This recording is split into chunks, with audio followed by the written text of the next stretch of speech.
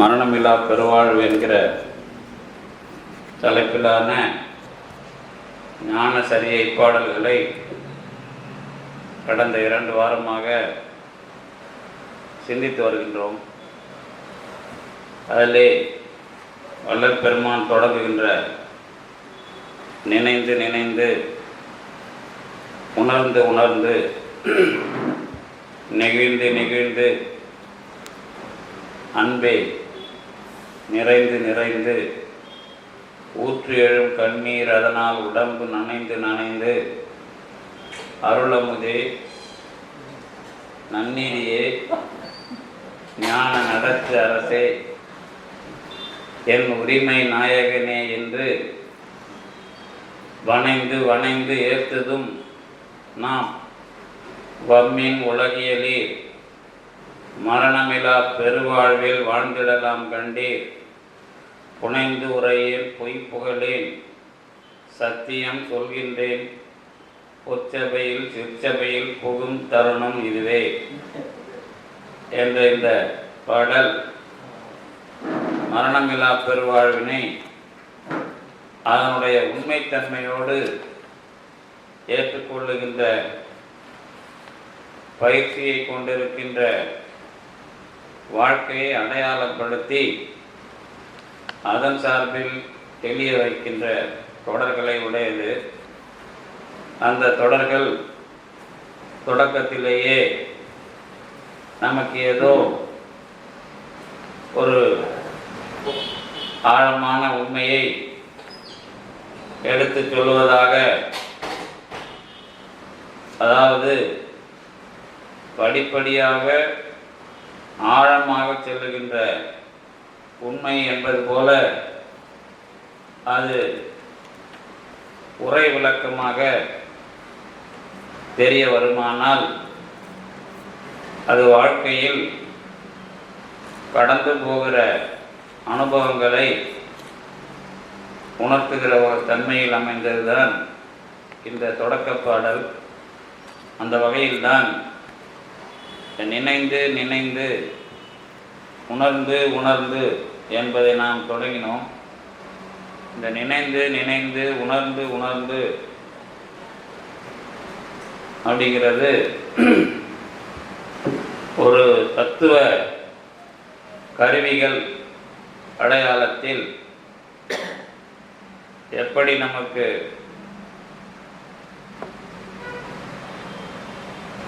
ஒரு அதாவது வரலாற்றை புரிய வைக்கிறது என்ற வகையில் தான் சென்ற வாரங்களில் மனம் புத்தி சித்தம் அகங்காரம் இவைகளோடு கூட சொல்லியிருந்தேன். அதற்கு முன்னதாக நம்முடைய வாழ்க்கையில் நாம் நினைத்து பார்ப்பது என்பது எப்படி நடக்கிறது என்பதை பற்றி குறிப்பிட்டிருந்தேன். இன்னும் நிறைய வினாக்களை சில அன்பர்கள் அமைத்திருக்கிறார்கள். அதில் தொடர்ந்து இந்த தைப்பூசம் சார்ந்த ஒரு சொற்பொழிவை கேட்ட ஒருவர் நிறைய நிறைய ஐயங்களோடு கூட அதை அமைத்திருக்கிறார். Around 1.50 professor was telling about how God acts through different ways. அதில் தொடங்கி ஒரு பெரிய இதில் போட்டு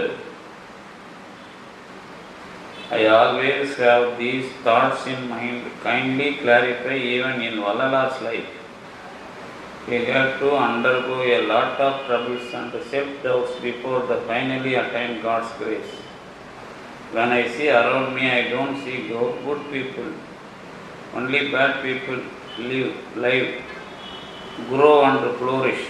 Bad things get easily attracted. Why is God like this? How or what role is God playing?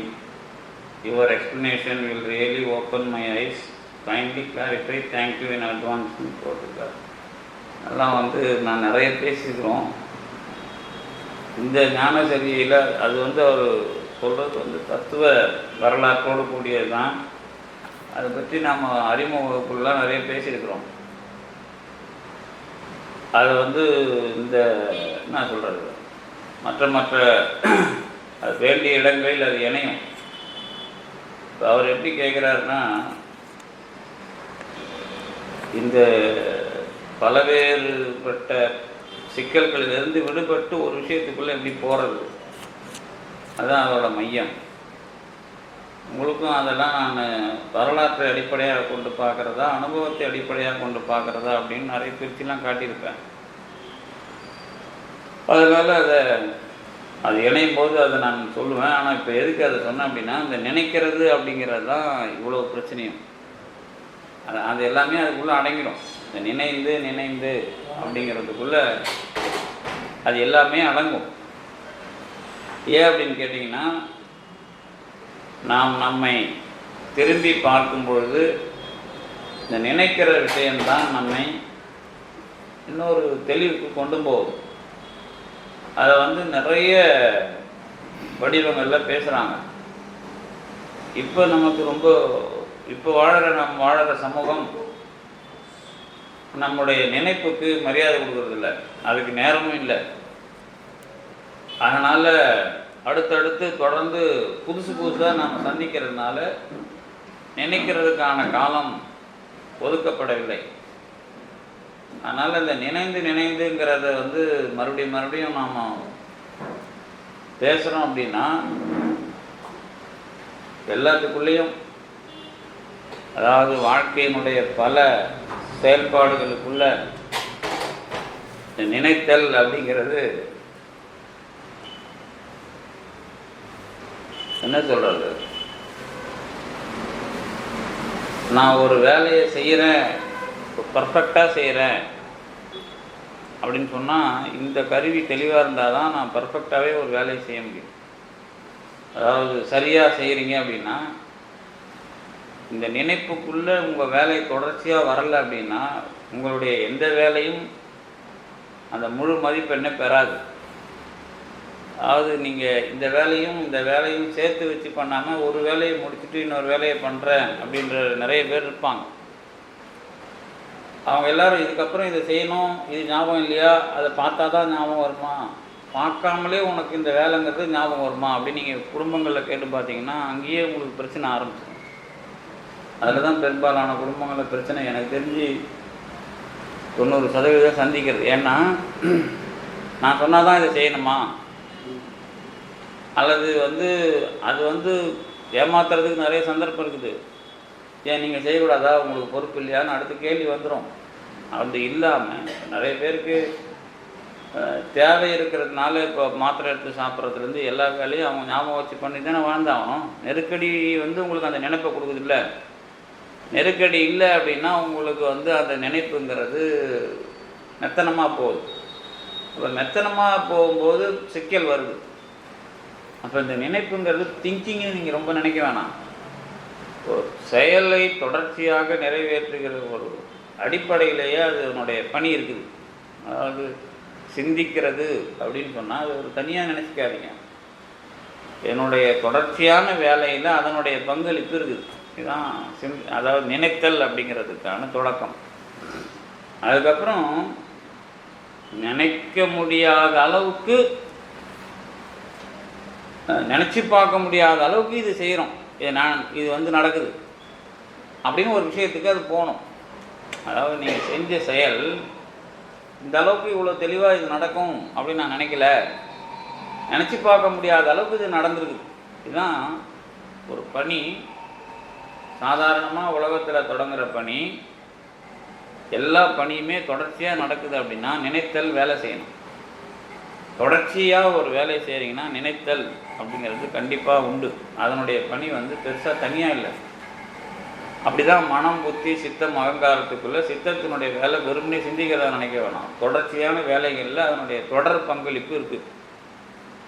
அடுத்தது அதனுடைய முடிவான மதிப்பீட்டில் நினச்சி பார்க்க முடியாத அளவுக்கு அது வெற்றி அடையுது.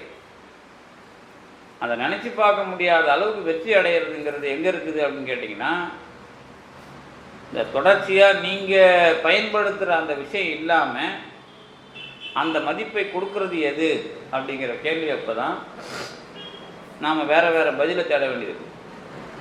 அந்த பதிலில் தான் உங்களுக்கு விதி வரும், அந்த பதிலில் தான் கடவுள் வருவார், அந்த பதிலில் தான் உங்களுடைய புத்திசாலித்தனம் அல்லது நீங்கள் எந்த அளவுக்கு அறிவாளியாக இருக்கிறீங்க அப்படிங்கிறதெல்லாம் பிறப்பு தோறும் பெற்ற பயிற்சி எல்லாம் வரும்.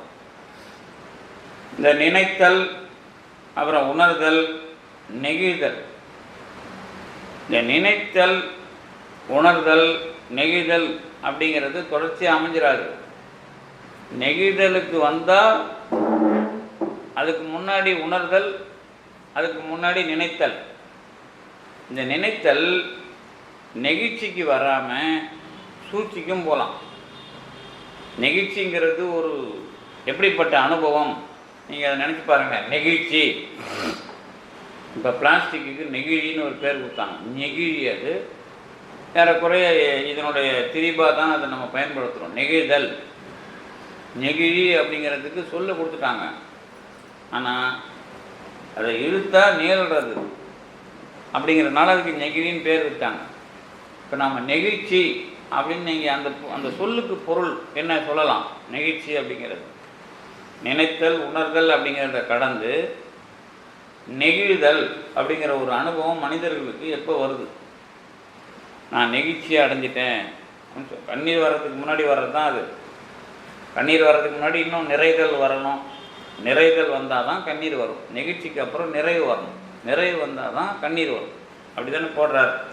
நினைந்து நினைந்து, உணர்ந்து உணர்ந்து, நெகிழ்ந்து நெகிழ்ந்து, அதுக்கப்புறம் தான் அன்பே நிறைந்து நிறைந்து ஊற்றி எழும் கண்ணீர். இப்போ கண்ணீர் வர்றதுக்கு முன்னாடி அன்பு நிறையணும். நாம் கண்ணில் தண்ணி கொப்பளிக்குதுன்னு சொல்கிறோம்ல, கீழே வடிகிறதுக்கு முன்னாடி அந்த நிறைவு மாதிரி அன்பு நிறையணும். அதுக்கு முன்னாடி நெகிழ்ச்சி. இந்த நெகிழ்ச்சியை மட்டும் கொஞ்சம் நாம் விரிவாக பார்த்தோம்னா, அந்த நெகிழ்ச்சி தான் உங்களுக்கு இந்த உயிர் இறக்கம், ஜீவகாருண்யம் இதெல்லாம் புரிய வைக்கும். ஆண்மனை ஒருமைப்பாடு இதெல்லாம் புரிய வைக்கும். நினைந்து இதில் கூட இப்படி சொல்லிடலாம். 4 வைக்கிறார். நினைத்தல், உணர்தல், நெகிழ்தல், நிறைதல். அகம், அகப்புறம், புறம், புறப்புறம் செட் பண்ணலாம். அது ஒன்றும் பிரச்சனை இல்லை. புறப்புறம் நினைத்தல், உணர்தல் புறம், அதுக்கப்புறம் நெகிழ்தல் அகப்புறம், நிறைதல் அகம் அப்படின்னு சொல்லி, அதுக்கப்புறம் இந்த அகத்தில் இருக்கிற நிறைவு புறப்புறத்தில் போய் அடையுமானால் அதுதான் நிறைவு. 2 நாளாக போடணும். அது சொல்கிறேன் நான். அது அந்த மெத்தடில் போட்டால் எந்த ஒன்றையும் வள்ளல் பெருமானுடைய விளக்கத்தைப்படி பார்த்தீங்கன்னா அகம், அகப்புறம், புறம், புறப்புறம் அப்படி 4 பிரிச்சுக்கணும். இந்த புறப்புறம் அப்படிங்கிறது ரொம்ப வெளியே, எப்படின்னா நம்ம கீழே இறங்கி வெளியே போய் நிற்கிற மாதிரி புறப்புறம். வெளியில் வாசலுக்கு வெளியில் நின்னீங்கன்னா அது புறம், உள்ளே வந்தீங்கன்னா அகப்புறம். சொற்பொழிவு ஒழுங்காக கேட்டிங்கன்னா அகம். அதாவது உள்ளே உட்காரலாம், எல்லோரும் அகத்தில் இருக்காங்கன்னு சொல்லக்கூடாது. ஒரே இடத்துல 2 வேலை செய்யும். சொற்பொழிவு உள்ளே இருந்தால் அகம், சொற்பொழிவு கேட்காம உட்காந்துருந்தா அகப்புறம். உள்ளே இருக்கிறான் ஆனால் வெளியில் இருக்கிறான். இப்போ இங்கே வாசலுக்கு வெளியே போனீங்கன்னா புறம் வெளியே, இன்னும் கீழே இறங்கி வெளியே போயிட்டீங்கன்னா புறப்புறம் அப்படின்னு நினைச்சிக்கணும். இதான் 4. இப்போ நினைத்தலுங்கிறது புறப்புறம், ஏன்னா அது கருவிகள் சம்பந்தப்பட்டது. அதுக்கு முன்னாடி உணர்தல், அந்த கருவிகளுக்கு இருந்து என் அறிவு சம்பந்தப்பட்டது உணர்தல். அதுக்கப்புறம்தான் எனக்கு நெகிழ்ச்சி. இந்த நெகிழ்ச்சி என்னுடைய அன்பு சம்பந்தப்பட்டது. கடவுளுடைய அன்பு நிறைவை தரும். அதுதான் அகம். இந்த 4ம் இணையும் போது வெளியில் இருக்கிறது பார் நினைத்தல், புறப்புறம், அதுவும் அன்பில் நினையணும். இப்போதைக்கு அது வெளியில் தான் இருக்குது. இந்த நிறைவு வந்த பிறகு அதுவும் நனையும். இந்த 4மே நனைஞ்சிரும். அப்போ தான் உடம்பு நனைந்து உடம்பு நனையுது அப்படின்னு சொன்னால், உடம்பு அப்படின்னு சொன்னீங்கனாலே இது எல்லாம் இருக்குது அதில். இந்த உடம்புங்கிறது நீங்கள் உடம்பை பற்றி படிக்கும்போது எல்லாருமே ஒரு 2 விஷயம் படிச்சுக்கணும். என்ன படிக்கணும் அப்படின்னு கேட்டிங்கன்னா, இப்போ உங்களுக்கு தொடர்ந்து நான் இதை புரிஞ்சிக்கிறதுக்காக மைண்டில் உங்கள் எண்ணத்தில் இது ஓடிக்கிட்டு இருக்கணும். உடம்புன்னு சொன்னாலே 2 வரணும். ஒன்று வந்து இந்த 20 கருவி, அதாவது மெய், வாய், கண், மூக்கு, செவி, அப்புறம் வாக்கு, பாதம், பாணி, பாயிறு, உபத்தம், அதுக்கப்புறம் சுவை, ஒளி, ஊறு, ஓசை, நாற்றம், அதுக்கப்புறம் 5 பூதங்கள். அது நம்ம உடம்பு சம்பந்தப்பட்டது தான். இந்த 20ம் தான் நமக்கு புற உடம்பு. அது புறப்புறம். புறப்புறம் உடம்பு. அதுக்கு உள்ள இன்னொரு உடம்பை நீங்கள் நினச்சிக்கணும், சூக்கும உடம்பு. எல்லாரும் அதை சொல்லி ஏமாற்றுவாங்க. அந்த சூக்கும உடம்புனா என்ன அப்படின்னு கேட்டிங்கன்னா, இதை பற்றி நிறைய நூல்கள் நீங்கள் அந்த ஆவியை பற்றி ஆராய்ச்சி பண்ணுறவங்களாம் சொல்லியிருக்கிறாங்க. இந்த ஆவியை பற்றி ஆராய்ச்சி பண்ணுறவங்க எல்லாம் சொல்கிறாங்கல்ல, அது என்ன பண்ணணும்னு கேட்டிங்கன்னா, அதுதான் நம்ம உடம்போட இணைஞ்சி நம்ம உயிர் வாழ்க்கையை முடிவு பண்ணுறது. நம்ம உடம்பு இயங்குறதே இந்த சூக்கும உடம்பு இந்த புற உடம்போட இணைஞ்சி அது இயங்குது. இந்த சூக்கும உடம்புக்கு நம்ம பசி எடுக்கிறது, இந்த அந்த மாதிரிலாம் கிடையாது. அது இந்த உடம்புல இந்த உடம்பு தான் புற உடம்பு தான் அந்த வேலையை செய்கிறது, அல்லது புற உடம்பு. புற உடம்பு தான் சூக்கும உடம்பு, அப்படி ஞாபகம் வச்சு. அப்புறம் அகப்புற உடம்பு எதுன்னு கேட்டிங்கன்னா, ஜீவன் சம்பந்தப்பட்டது. ஜீவன்னா அறிவு சம்பந்தப்பட்டது. அதுக்குள்ளே இருக்கிற அகம் தான் நாமம். இப்படி நம்மளை வச்சு அகம், அகப்புறம், புறம், புறப்புறம். வேறு ஒரு ஆன்மாவை வச்சு நீங்கள் சொன்னீங்க அப்படின்னா, ஆன்மா ஒரு அகம் சொன்னால் அதனுடைய அகப்புறம் ஜீவன். அதுதான் எத்தனை பிறப்பு பிறந்ததோ அத்தனை பிறப்போட அறிவும் அந்த தொகுப்பில் இருக்கும். வள்ளலார் படிக்கும்போது மட்டும்தான் இதை சொல்லுவோம், மற்ற நேரத்தில் இதை சொல்ல மாட்டோம். முதல் பிறவி தொட்டு இன்று வரை அத்தனை பிறப்பு ஞானமும் இருக்கிற ஒரு அடையாளம் சீவன், அறிவின் அடையாளம். இதுதான் அகப்புறம். நம்ம சார்ந்து உடனடியாக நமக்கு வெளியில் இருக்கிறது இது. இதுக்கப்புறம் இருக்கிறது சூக்கும உடம்பு. அதுக்கப்புறம் இருக்கிறது தான் இப்போ நீங்கள் பார்த்துக்கிட்டு இருக்கிற பரு உடம்பு. இப்படி நம்மளை வச்சு 4 புரிஞ்சுக்கணும். நீங்கள் நாமே இப்படி தான் இருக்கிறோம். நம்மளையும் ஜீவனையும் சேர்த்து வச்சுட்டா அது அகப்புறம்னு சொன்னால், கடவுள் நமக்கு அகமாக இருக்கிறார் அப்படின்னு சொல்லுவோம். எதை வச்சு அப்படின்னு கேட்டிங்கன்னா, நாம் இயங்குறதுக்கு மூலம் அப்படிங்கிற வகையில். இங்கே நான் கொஞ்சம் வித்தியாசமாக சொல்லுவேன். ஏன் அப்படி சொல்கிறேன் அப்படின்னு கேட்டிங்கன்னா, அதுக்குள்ள இந்த 4ம் உங்களுக்கு இணையறதுக்கு என்ன பண்ணணும் அப்படின்னு கேட்டிங்கன்னா, ஒவ்வொன்றுத்துக்குள்ளேயும் கடவுள் இருக்கிறார் அப்படிங்கிறத நீங்கள் தெரிஞ்சுக்கணும். எதுக்குள்ள ஏதோ நமக்குள்ள மட்டும் இருக்கிறார் அப்படிங்கிற மாதிரி ஞாபகம் வச்சுக்கிறீங்களா, அதை மறந்துடணும். வள்ளலார் படிக்கும்போது நாம் சைவ சித்தாந்தத்தில் அதை வெளிப்படையாக சொல்லலை. ஆனால் வள்ளலாரை படிக்கும்போது மாணிக்க வாசகரும் அதான், திருவள்ளுவரும் அதை சொல்லியிருக்கிறாரு. ஆனால் இது வெளிப்படையாக இதில் வந்துடும். அதனால தான் அவர் என்ன பண்ணுறாரு அப்படின்னா, ஏதோ நீங்கள் உயிரும் கடவுளும்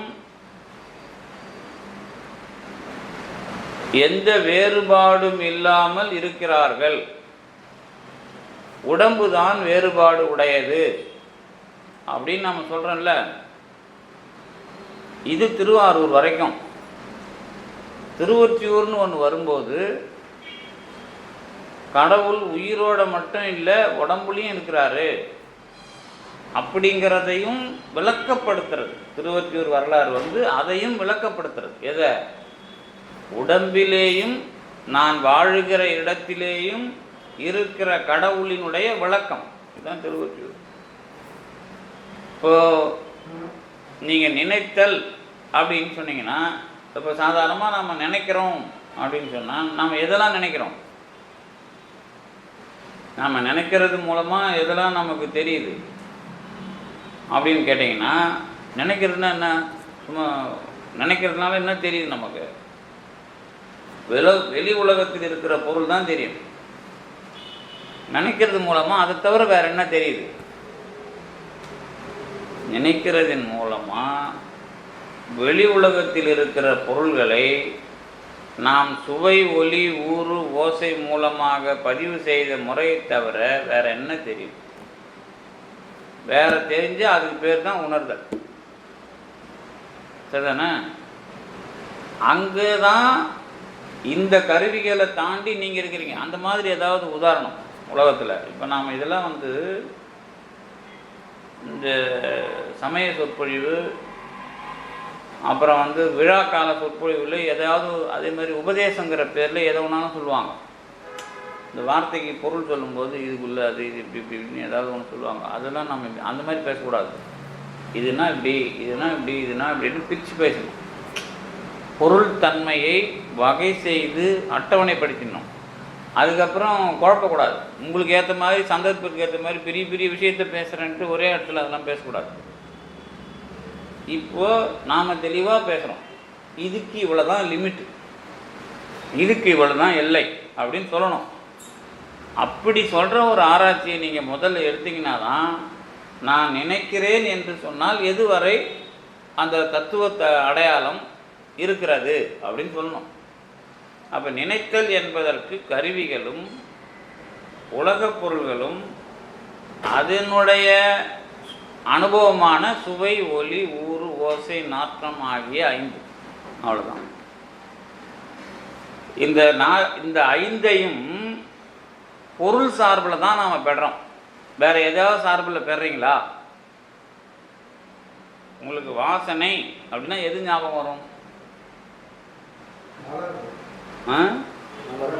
மலரா?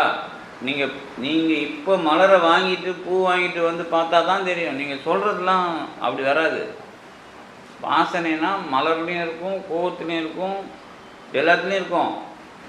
ஆனால் நான் அப்படி கேட்கல. நம்ம என்ன பண்ணுறோன்னா, சுவை அப்படின்னா எனக்கு எது தெரியும்? சமீபத்தில் சாப்பிட்டது, இல்லது எனக்கு மறக்க முடியாது. அப்போ கூட ஐஸ்கிரீம் சுவை அப்படின்னா நீங்கள் அது நல்லா இருக்குதுன்ற அளவுக்கு தான் நினைக்க முடியும். அந்த சுவைக்கும் போது அனுபவிச்சுன்னு பாருங்க, அதை நினைக்கிற அளவுக்கு வளர்ச்சி நமக்கு பத்தாது. இப்போ யாராவது ஒரு அரை மணி நேரத்துக்கு முன்னாடி சாப்பிட்டதை நினச்சி பாருங்க பார்ப்போம். அதே டேஸ்ட்டோட முடியாதுல்ல? நீங்கள் ஏதாவது ட்ரை பண்ணி பாருங்களா? முடியாது. நாம் அதுதான் துக்கமும் நமக்கு அதே தான். அதே துக்கம் இருந்தால் செத்து போயிடுவீங்க. அது மூச்சு வாங்கிட்டு அதை துக்கங்கிறத பதிவாக்கிட்டுருங்க. அவ்வளோதான். அந்த துக்கமே உங்களை பாதிச்சதுன்னா அவ்வளோதான், தொலைஞ்சு போயிடும். ஆமாம், எந்த பேச்சும் சண்டை போட்டது கூட வீம்புக்குன்னா வேற ஏற்றி வச்சு நம்ம அதுலேருந்து இறங்க மாட்டோம். அதுவே அந்த வெயிட்டோடு இருக்காது. புரியுதா உங்களுக்கு? சண்டை போட்டது அதே கணத்தோடு நிற்காது. ஆனால் அந்த கணத்தை காப்பாற்றுறதுக்கு வேறு ஒன்றெல்லாம் ஏற்றி வச்சு இப்போ நிறைய வெயிட்டு ஏற்றி வைப்போம். அது வேறு கதை. அது நீங்கள் பண்ணுறது. நாம் சொல்கிறது, கடவுள் ஒரு பொருள் தன்மையை எப்படி நிலைப்படுத்தி இருக்கிறார் நமக்காக. ஏன்னா நீங்கள் வாழணும். நீங்கள் சுமத்திக்கிட்டே அதுக்கு அவர் பொறுப்பு இல்லை. அவரை பொறுத்த வரைக்கும் எதையும் அவர் சுமைப்படுத்துவது இல்லை. ஒத்துக்கிறீங்களா? ஏன்னா நீங்கள் பட்ட துன்பம் அதே அளவில் இல்லை. அடுத்த செகண்டு நீங்கள் உயிரோடு இருந்தீங்கன்னா அந்த வலியை குறைக்கிறார். அதை கோபமாகவோ பொறாமையாவோ மற்றதாக மாற்றுறது வேற அடிஷ்னல். அது இதுலேயே அது வராது. அந்த நிகழ்ச்சி சம்பந்தப்பட்ட தன்மையை பிரித்து பார்த்தீங்கன்னா அது அதே தன்மையோடு உங்களை என்ன பண்ணுறதில்ல, ஆக்கிரமித்து இருப்பது இல்லை. அதை தெளிவாக இதில் ஏதாவது உங்களுக்கு குழப்பம் தான் சொல்லணும். ஏன்னா இது உலகத்தில் கடவுள் அனுபவத்தை பற்றி பேசும்போது அது அன்பே நிறைந்து அப்படிங்கிற அனுபவம் வருமானால் கண்டிப்பாக சாகாமையை பற்றி ஒரு முழுமையான அது எந்த விதமான ஐயமும் இல்லாத ஒரு சொல்லாக உங்கள் காதில் சேரும். புரியுதா? அது அந்த சாகா கலை அல்லது மரணமில்லா பெருவாழ்வுங்கிறது கேட்குறதுக்கு ஓகே, வள்ளலார் மேலே இருக்கிற நம்பிக்கையில் ஓகே. அதெல்லாம் இல்லாமல் இயல்பாக சாகா கலை மரணமில்லா பெருவாழ்வு என்பது 99.9.9 வரைக்கும் காதில் வரைக்கும் கேட்டுப்போம். நமக்குன்னு வரும்போது இடிக்கும். அதை நம்பலாமா? வேணாமா, நமக்கு வருமா, நடக்குமா, நடக்காதா? ஏன்னா 0.01 தான் நிற்கிறோம். அது நம்ம வேறு கெட்ட எண்ணம் இல்லாதனால அது நிற்கிது, அவ்வளோதான். வேறு எண்ணம் இருந்தால் அது நேரம் மறைஞ்சி காணாமல் போயிடும். இப்போ நம்மளை பொறுத்த வரைக்கும் இதுக்கு எதிர்ப்பான வேறு எண்ணத்துக்கு யாரும் நீங்கள் இடம் கொடுக்கல. அதனால் அந்த 0.01 நிற்கிது உயிரோட. உயிர் அந்த கொடியில் இருக்குது. நீங்கள் வேறு சமயவாதிகளோ வேறு ஆளை காதில் உங்களை போட்டான்னா அதெல்லாம் பொய்யின்ட்டு சாவடிச்சு போடுவோம். அத்தை எதை? அந்த உயிரை. அந்த உயிர் நமக்கு இருந்துக்கிட்டு இருக்குது, சுவாசிக்குது, பச்சையாக இருக்குது, அவ்வளோதான். ஆனால் அதை நம்ம வளர்க்குறோமா அப்படிங்கிறது தான் நம்ம இப்போ பேசுகிறது. அந்த வளர்க்குறோம் அப்படிங்கிற விஷயந்தான் இப்போது இந்த நினைக்கிறது அப்படிங்கிறதுக்குள்ளே எவ்வளோ வளர்ச்சி இருக்குது. அது உணர்தல் அப்படிங்கிற விஷயம், அதுக்கப்புறம் அது நெகிழ்தல், இந்த மூன்றும் வந்துருச்சு அப்படின்னா கண்டிப்பாக நம்ம வாழ்க்கையில் மரணமில்லா பெருவாழ்வு என்பதை பற்றிய உண்மையான ஒரு வளர்ச்சிக்கு இடம் இருக்குது, அவ்வளோதான். அதுக்கு முன்னாடிலாம் அதுக்கான வாய்ப்பு வந்து கேட்குறோம், அவ்வளோதான். அது நமக்கு முரண்பாடு இல்லை, கேட்குறோம், தலையாட்டுறோம், அதோடு சரி. அதுக்கு மேலே நல்லா நோண்டி கேட்டால் அதெல்லாம் நம்ம பெரியவங்க அது போய் ஆராய்ச்சி பண்ணாதீங்கன்ட்டு போவோம், அவ்வளோதானே தவிர அதுக்குள்ளே அழுத்தமாக. ஏன்னா நம்ம இன்னமும் நமக்கு நல்ல ஐயா அதில் என்ன இருக்குதுன்னா அந்த மாதிரி யாரையும் பார்க்க முடியல. ஆமாம், அது போன வாரம் அதுதான் சொன்னேன். போன வாரம் வந்தியா? அது கேட்டுக்கலாம். நீங்கள் போன வாரம் என்ன சொன்ன? அதுக்கு உங்களுக்கு சீடி போட்டு கொடுத்துடலாம், விடுங்க. என்ன அது எல்லாமே என்னென்னா, நான் ரொம்ப அழுத்தமாக தத்துவம்லாம் சொல்ல மாட்டேன். நீங்கள் வாழ்க்கையில் எந்த அனுபவத்தையும் நேரடியாக பெறுவதில்லை. நீங்கள் பெறுகிற அனுபவம் நினைப்பதனால் மட்டுமே அது அனுபவமாக பதிவு செய்யப்படுது. அதுதான் ஊடுதல் காமத்திற்கு இன்பம் அதற்கு இன்பம் கோடி முயங்க பெறின் திருவள்ளுவர் எழுதினார். எந்த இன்பத்தையும் அதை சுவைக்கும் போதே நீங்கள் அதை இன்பமாக நேரடியாக பதிவு செய்வது இல்லை. அதுக்கு ஒரு நினைப்பை டச் பண்ண வைக்கணும், புரியுதா? இப்போது எந்த பொருள் உங்கள் கையில் கொடுத்தாலும் அதை சாப்பிட்ணுங்கிற எண்ணத்தை கடந்து கொஞ்சம் அதை சாப்பிடும்போது வேறு முயற்சி வந்தால் என்ன ஆகும்? அது போயிடும். அப்போ மனத்துக்கு அப்புறம் அதை தாண்டி உள்ளே போகாது. அப்போ நினைத்தல் அப்படிங்கிற தொழில் நடக்குது அப்படின்னு இருந்தால் தான் அது மறுபடியும் உங்களுக்கு அனுபவமாகி மறுபடியும் நினைக்கும் போது அது ஒத்துறவு வரும். ஒத்துறவு வராதாக வாழ்ந்துட்டு இருக்கிறோம் எல்லோரும். ஏன்னா எவ்வளோ ஞானம் வருது, ஒத்துறவே இல்லாமல் அதை விட்டு கிடச்சி போயிட்டே இருக்கானா இல்லையா? அப்போ ஒத்துறவுக்கு இன்னொரு தடவை அது வந்து உங்களால் செய்யப்பட வேண்டும். அப்போ தான் ஒத்துறவு. ஒத்துறவுனாலே அதான் நடக்கிறது, ஒத்து போகிறது. ஒத்து போகிறதுங்கிறது இன்னொரு தடவை உங்களால் அது உங்களுக்குள்ளே பதிவாகும். அப்படி இல்லாதனால தான் எந்த பழக்கத்திலிருந்து நாம் விடுபட முடியவில்லை, எந்த பழக்கத்தையும் கடக்க முடியவில்லை, அல்லது புதியதாக ஒரு பழக்கத்தை ஏற்றுக்கொள்ள முடியவில்லை. நம்ம நிறைய இயலாமையில் தான் இருக்கிறோம். எந்த இயலாமையாவது நம்ம வெற்றி கொண்டிருக்கிறோமா? கெட்ட பழக்கத்திலேருந்து வெளியே வர்றது வேற, இது ஒரு கேரக்டர். நீங்கள் உங்களுக்கிட்டேருந்து வெளியே தள்ளுறது. உங்களுடைய இயலாமை புதியதாக ஒன்றை ஏற்று செய்வதற்கு உதவி செய்தால் பாருங்கள். உங்கள்கிட்ட இருக்கிறத வெளியே தள்ளுறதுன்னு நினைக்கிறீங்களே, அதே சமயம் இதுக்குள்ளே வந்தால் தான் அது நடக்கும். எதுக்குள்ளே வந்தால் தான் நடக்கும்? என்னுடைய இயலாமையை நான் வெற்றி கொண்டு ஏதாவது ஒன்றை இயலுவதாக நான் ஆக்கி கொள்ளுவேனே, ஆனால் என்னுடைய இதிலிருந்து வெளித்தள்ள முடியும். எனக்கு புரியுது? அது உங்களுக்கு என்ன புரியுது? அது வந்து நிறைய பிரச்சனை இருக்குது, போய் தொலைக்கணும்னு நினைக்கிறோம். அது எப்படிங்க போவோம்? அதை தள்ளி விட்டா போயிடுமா? அது நீங்கள் தள்ளினா போகாது. அது போகிறதுக்கு நீங்கள் ஒரு வழி போகணும். அதுக்கு எதுனா உங்களுடைய இயலாமைன்னு எதுலாம் இருக்குதோ பட்டியல் போகணும். அந்த இயலாமையை எதையாவது ஒழிச்சு உங்களால் செய்ய முடியும்னு ஒன்றுக்கு வாங்க. அப்போ அது நவரும். மூசா வெளியே தரலன்னா ஏகப்பட்ட இயலாமையை வெற்றி கொள்ளணும். இந்த டெக்னாலஜி புரியுதா உங்களுக்கு? இந்த டெக்னாலஜி யாரும் சொல்ல மாட்டான். ஏன்னா அவனுக்கு தெரியாதுன்னு சொல்லுவான். அதாவது வந்து நான் இதெல்லாம் எப்படி கண்டுபிடிக்கிறேன்னா, நம்மளால முடியாது. ஆனால் அதை செய்யலைன்னா அதை செஞ்சாங்கிற கமிட்மெண்ட்டுக்குள்ளே நான் எப்படி வரணும், நானே வரமாட்டேன். அது கடவுள் வேற ஒரு விஷயமா நம்மளை அந்த பாத்திரம் ஆக்கி விட்டுருவார். அதுக்கு நான் இடம் கொடுக்கணும். இல்லைன்னா கடவுள் வேற பாத்திரமா ஆக்கி விட்டுருவார். கடவுள் நம்மை அந்த பாத்திரமாக ஆக்கிறதுக்கு நீங்கள், அதாவது அதிலிருந்து உங்களை வெளியே தள்ளி போகிறதுக்கு தான் நிறைய சாத்தான்கள் வேலை செய்யும். உங்களை மாதிரி வடிவங்கள்லையும் என்ன, நான் உங்களை சொல்ல வரல, நம்ம சுற்றி இருக்கிற மக்கள் மாதிரியான வடிவங்கள்லையும். அப்போ இந்த சாத்தான்கள் அப்படின்னா இது இல்லை. நாம் என்ன சொல்லணும்னா, நம்முடைய இயலாமையை வெற்றிகரமாக நடத்துவதற்கு இருக்கிற உறுப்பினர்கள், நம்முடைய இயலாமையை தான் வெற்றிகரமாக எல்லாருமே நடத்துகிறாங்க. அப்போ தான் இடித்து உரைக்கிற கேளீர் அப்படின்னு சொல்லுவோம். இடித்து உரைக்கிற கேள்வின்னா, நீ உன்னுடைய இயலாமையை நீ அதன் வழித்து ஓடுகிற தன்மையிலிருந்து உன்னை காப்பாற்றுகிறவர். அதாவது போகிற போக்கில் நீங்கள் காலியாக போகிறீங்க, அதுலேருந்து காப்பாற்றுறவன். உன்னுடைய இயலாமையிலிருந்து உன்னை மீட்டெடுக்கிறவன். இதான் இடிக்கும் கேளீர் நும் குறையாக நெருக்கலாற்றினோ நன்று மற்ற அகுதில்லைன்னு ஒரு சங்க, அது காதலுக்கு வரும். இடிக்கும் கேளீர். அவன் கேளீர்னா நட்புக்கே என்ன சொல்கிறான்னா, என்ன அப்பப்போ திட்டுறீங்களே, கேளுங்க, இது உங்களால் முடியுமா, நீங்கள் சொல்கிறது நல்லா இருக்குது, முடியுமா உங்களால் அப்படிங்கிறான்.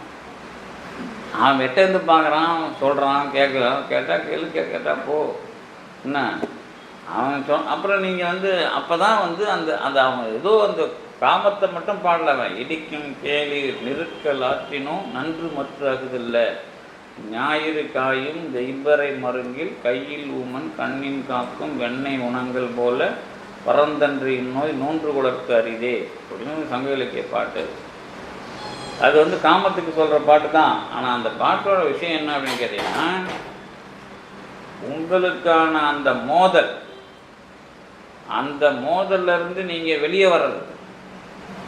மோதலை பெருசு பண்ணி நீங்கள் பேசலாம், உங்கள் இயலாமையை பெருசு பண்ணி பேசுவீங்க. ஆனால் உங்களுடைய நீங்கள் எப்படி எங்கே போய்கிட்டு இருக்கிறீங்க அப்படிங்கிறத சொல்கிறவங்க பேச கேட்க மாட்டீங்க. அப்போ தான் இந்த வார்த்தையெல்லாம் பிரயோகப்படுத்துகிறார். அப்போ தான் நாம் நினைத்தலுக்கும் அதிலிருந்து வெளியே வர்றதுக்குமான சிக்கலை வந்து எப்படி எதிர்கொள்கிறோம்.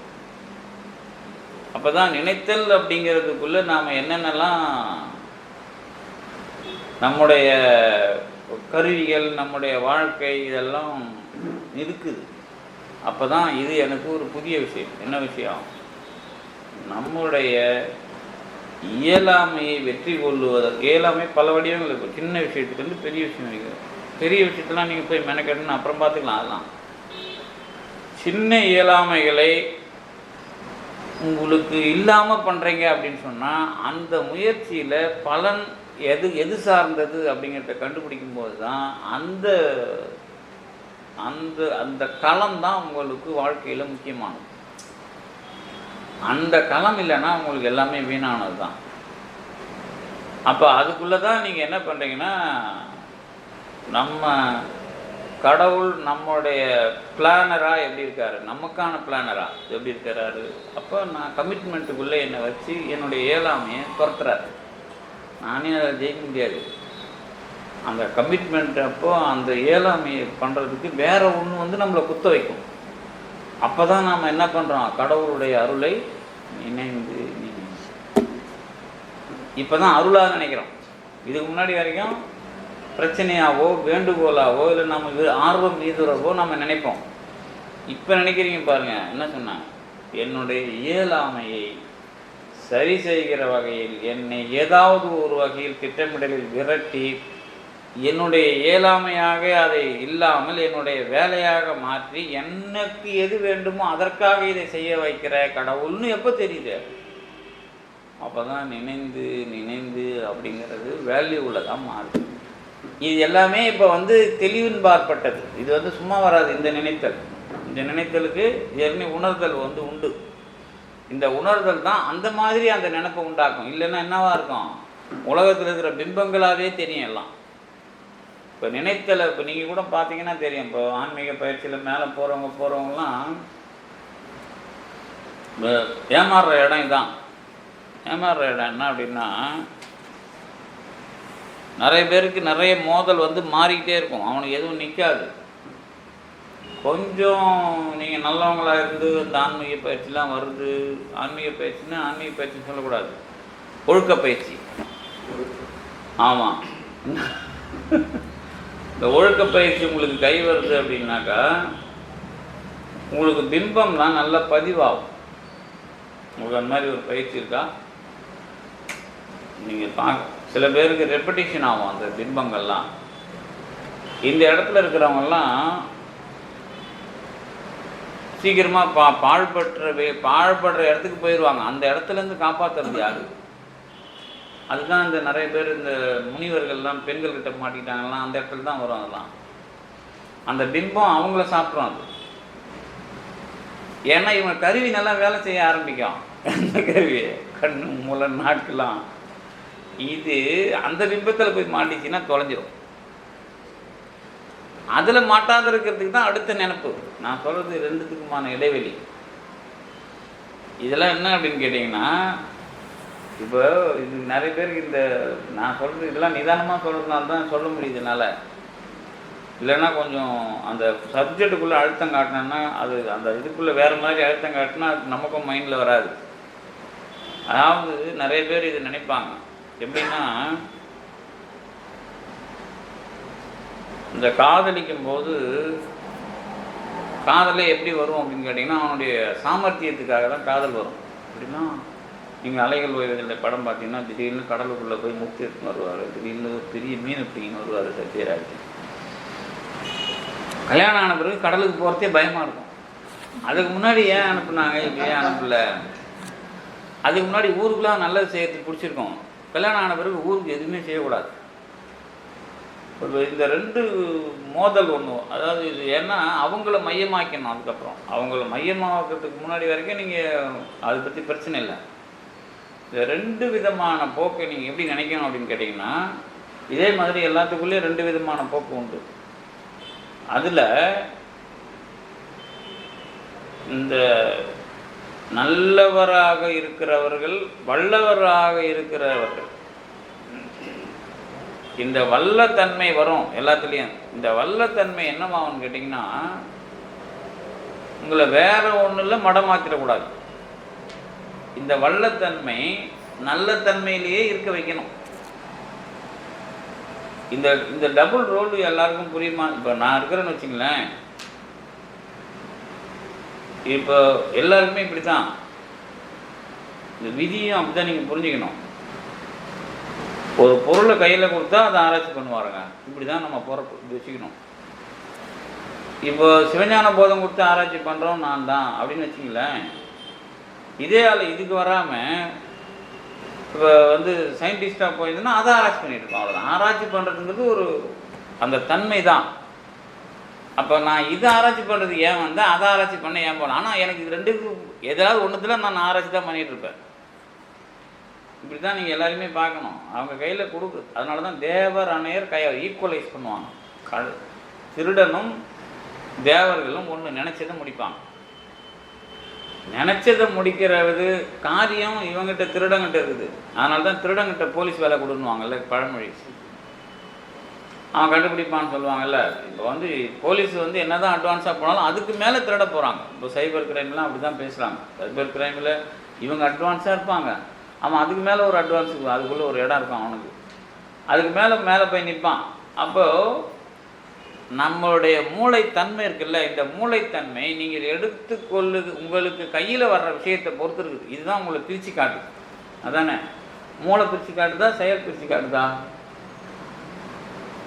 நான் சொல்கிறது சாதாரணமாக பேசுகிறேன். அது உயிரா அல்லது அது அந்த மாதிரி சொல்லலை, எளிமையாக புரிஞ்சிக்கிறது. இப்போது கிராமத்தில் பசங்களுக்கு சின்ன வயசுலேயே சில பேர் சைக்கிள் எடுத்து, இப்போ நமக்கு தெரிஞ்ச ஒருத்தர் டைப்பிஸ்ட் இருக்கார், சித்தாந்தெல்லாம் டைப் வச்சார். அவர் பையனுக்கு பெங்களூரில் சீட் வாங்க போனார். அது ஜெர்மன் கொலாபரேஷனில் ஒரு காலேஜ் இருக்குதுன்னு சொல்லிட்டு. அப்போ பிஇ சீட்டுக்கு அவனுக்கு கொடுக்கல, காசு குறைச்சி கேட்குறாரு, காசு இல்லைன்ட்டு. அப்போ என்ன சொல்கிறாரு, வீட்டில் அவன் சின்ன வயசுலேருந்து என்னென்ன தான் பொருளெல்லாம் பிரித்து என்னென்னலாம் செஞ்சானோ அதெல்லாம் தூக்கின்னு போனார் கோடியில் மூட்டை கட்டிட்டு. நான் போன வருஷத்துக்கு கதை. அதை பார்த்தோன்னே அவங்க ஒரு 1 லட்ச ரூபாயை குறைச்சி சீட்டு கொடுத்தாங்க. ஏன்னா சின்ன வயசுலேருந்து பையன் இந்த வேலையாகவே நோண்டின்னு இருக்கிறான் அப்படின்னு கொடுக்குறாங்க. புரியுதா உங்களுக்கு? இதே ஆள் கிரிமினலாகவும் போகலாம், நல்லதாகவும் வரலாம். வேலை என்னென்னா செய்கிற வேலையை எந்த பொருள் சார்ந்து செய்கிறான் அப்படிங்கிறது தான் பிரியுது. இதை பிரிக்கிறது யார்? இந்த பிரிக்கிற விஷயந்தான் ரெண்டாக தேவைப்படுது. ஒன்று தான் வேலை, நல்லது அல்லது கெட்டது, இதில் போய் அது சேரும். நான் நல்லதாக வந்தேன் அப்படின்னு நினச்சி பார்க்குறீங்களா, அது வேறு, நீங்கள் செஞ்சது வேறு. அதான் நினைந்து நினைந்து இந்த ரெண்டாக எல்லாத்தையும் சொல்கிறதுக்கு இது ஒரு கூடுதல் விளக்கம். நான் சொல்கிறது புரியுதா? இப்போ நான் இப்போ கொஞ்சம் வேகமாக வேலை செய்வேன். இப்போ சுத்தமாக எனக்கு வேகம் இல்லைன்னு வச்சுங்களேன், என்னை நிற்க வச்சே ஃபோட்டோ எடுக்க முடியாது அப்படின்வாங்க என் ஸ்டூடெண்ட்டுங்களாம். நீங்கள் ஃபோட்டோ எடுக்க கூட நிற்க மாட்டார் சார் அப்படின்னு சொல்லிட்டு. இப்போ என்னை ஓடுறத அடக்கணும். எப்படி அடக்குவீங்க? ஆனால் என்னை கையாளாவதானா மாற்றக்கூடாது, இந்த சப்ஜெக்டுக்கு பக்குவவாதியாக மாற்றணும். ரெண்டுத்துக்குள்ளே அதான் இடைவெளி. இதுக்குள்ளே என்னென்ன என் பொறப்புலேருந்து நடந்ததோ அதெல்லாம் நான் நினச்சி பார்த்துப்பேன். நம்ம வேகத்தை கடவுள் எப்படி தடுத்தார், வேகம் கெடுத்தாண்ட வேந்தன் அடிவேல்கன்னு எப்படிலாம் கெடுத்தாருன்னு நான் ஒரு 4-5 வரலாறு ஒரே நேரத்தில் நடக்காது. அது பக்குவமாக பண்ணுவான். அதில் நான் அடி வாங்கி சாகவும் கூடாது, அப்புறம் அடி வாங்கி வாழ்க்கையை இழந்தும் போகக்கூடாது, நிற்கணும். அதுக்குள்ளே தெளிவாக மாறணும். அது கிடைக்கிறது அடுத்த கட்ட எதிர்விளைவில் தெளிவுக்கு மாறணும், இல்லைன்னா வாழ்க்கை இழப்புக்கு போயிடும். இவ்வளோ ரோல் இருக்குது கடவுளுக்கு. கடவுளை பொறுத்த வரைக்கும் நான் அடிக்கடி சொல்கிறது என்னென்னா, அவன் ரொம்ப குழப்பத்தில் இருக்கிற ஒரு ஆள். தெளிவு கிடைக்கிறப்ப காலம் நம்மளை நான் கடவுளை சொல்லிங்கிறேன், நீங்கள் உங்களை சொல்லிங்கிறீங்க. ஏன் ரொம்ப குழப்பத்தாங்க? இந்த கிறுக்கு என்ன பண்ணணும்னு தெரியல, அவன் வச்சு குழம்பின்னு இருப்பான். நீங்கள் நினச்சினுக்கிறீங்க குழப்பத்தில் நீங்கள் இருக்கிறீங்கன்னு, உங்களை வச்சுக்கிட்டு அவன் குழப்பத்தில் இருக்கிறான். இது என்ன நினைக்குன்னு தெரியல. இது ஒரே மாதிரி நினைச்சான் பரவாயில்ல, இது டபாக்குன்னு மாறி போச்சுன்னா இதை எப்படி காப்பாற்றுறது? ஏன்னா கடவுளை பொறுத்த வரைக்கும் ஒரு லாஜிக் ஒன்று சொல்லுவோம்.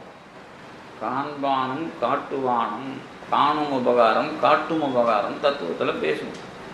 காண்பானும் தானே காட்டுவானும் தானே அப்படின்லாம் காரைக்காலமையாக தான் முதல் அதை பேசினாங்க. அறிவானும் தானே அறிவாய் அறிகின்றான் தானே விதி சுடற்பார் ஆகாசம் அப்பொருள் எல்லாம் அவன் தான் அப்படின்னு பேசியிருப்பான்.